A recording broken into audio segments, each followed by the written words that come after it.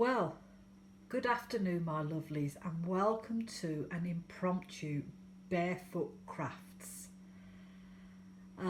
Today I thought I would show you how to make a Yule log. Now this all came about because I think one day last week I did a little video on the origins of the Yule log and how it came to be from a log that you burnt in a home hearth or communal fire pit to a chocolate sponge cake shaped log treat, Christmas treat. The very lovely Simon from the Hermit's Cave messaged me and said, where would I buy one of these from? To be honest with you, I've never actually seen a Yule log to buy. They have variations, but not what I was looking for. So my only other idea was to make one. So I'm going to walk you through it, and we're going to try and build it as we're videoing, so it's going to be a bit fun. First thing you need to do is you need to find yourself a log, OVS. If you go foraging in any of your local woods, nature reserves, parks, anything like that, you will find yourself a log. This one I found while I was out with Lou a couple of years ago, and somebody had cut a tree down on their property and cut the logs up and just left them. So when nobody was looking, I took it. Shame, never mind. So you really need to decide how big a log you need it to be and where you're going to put it. Mine sits on my Sabbath altar. So it's got to be not too big but not too small, and not too chunky and not too thin. So this is actually the right size for what I wanted. When I got it home, I sort of cleaned it up a little bit because it was a bit muddy and stuff, but it was also slightly wet. So what I did was, after I'd finished cooking dinner and I'd turned the oven off, I put my little log in the oven and closed the door, and I left it there till the oven had got cold, and it was just to dry it out a little bit because I didn't want it to go mouldy and soggy and have horrible things grow on it. So that was the plan. Once I got it dried, I wanted a hole put in it, and I was going to do it myself, but hubby said he'd do it for me. So as you can see, he's drilled a hole, I'll show you, in my Yule log, which is big enough to take a standard dinner candle, as I call them. Not too big, not too small. You've got to be able to get a candle in there, and not too deep so that you lose the candle all the way down, but not too shallow either so that the candle will fall over, because that's not good. So now we've got the hole. The next thing you need to do is you need to work out how you're going to decorate it. Now, you can go one of two ways here. You can either go fresh, which is nice. I like fresh. I do try to have a lot of fresh on my altars. In which case, you can go into your local wildlife areas, parks, gardens, whatever, with your secateurs, and take some holly and some ivy and stuff with berries on, you know, red, yellow berries, maybe a little bit of fir tree branch. But what I always do is I always ask Mother Earth if I can take it to use on my Christmas display. I always ask her, say, you know, please Mother Earth, may I take these to make my Yule log with? Or you can go into places here in the UK, but I suppose in America you have similar shops. Home Bargains is one of them. Wilkinson's is another one of them.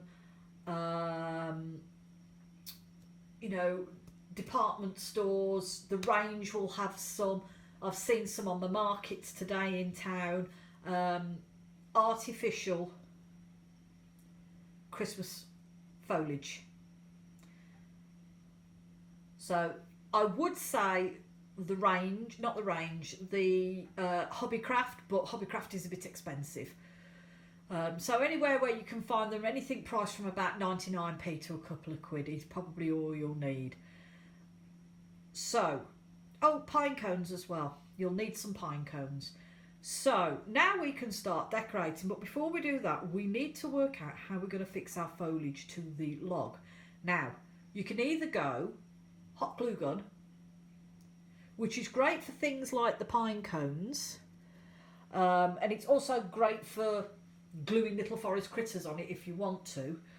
But as far as foliage goes, it's not a great idea, because if you're using fresh, you'll eventually have to strip it down at the end of Yule anyway, and you can't leave it on because it'll go mouldy.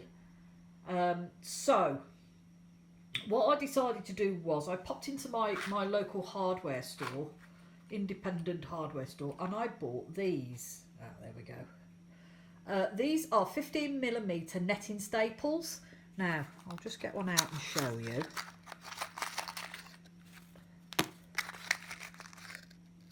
They are, if you can see, they're that size. Yep. And what you do is you work out how and where and why you're going to put your foliage in, and you need to knock them in with a hammer.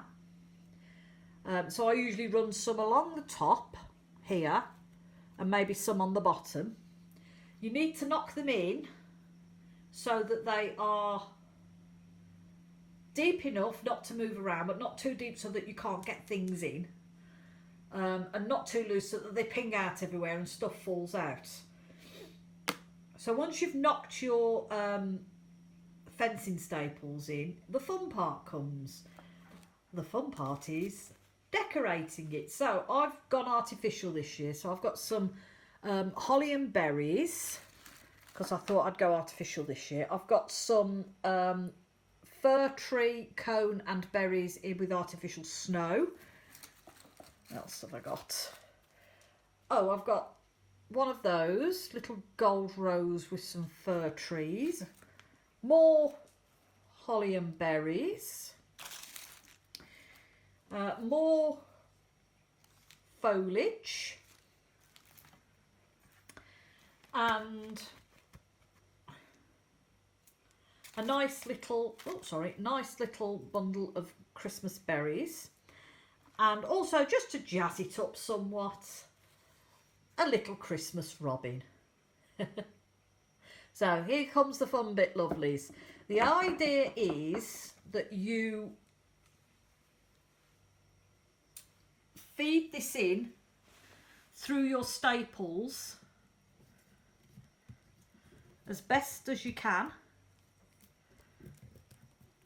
so that you've got foliage on it. Can you see, lovelies? It's a bit difficult because I can't see what I'm doing. Can't see the screen. So there we go. So if you feed them through like so, and then you can add your bits of foliage to go with it. So we'll try and get this foliage in here. And I mean, you don't have to be precise, and you don't have to, what's the word I'm looking for? You know, be right. As long as A, it doesn't fall over, and B, you know, it looks reasonably pretty. If you can try and hide these, then that's even better. However, it doesn't really matter, because if you've got it on display, you can always hide it with other things, other bits and pieces. So we're going to try and feed this one in here like so. Let me just push that down a bit. No, it's all fingers and thumbs today, lovelies. There we go, we're going in, we're going in. There, how's that looking? That's not too bad. Straighten you up a little bit. Once you've messed about with it a little bit and done what you've got to do, it'll look okay. If you want to put pine cones on, that's great. You can glue your pine cones on with a bit of hot glue. Now, your next thing to decide what you're going to do is candles. Gotta have a candle. Oh, sorry, lovelies. So I'll pop that one in there for now. Okay.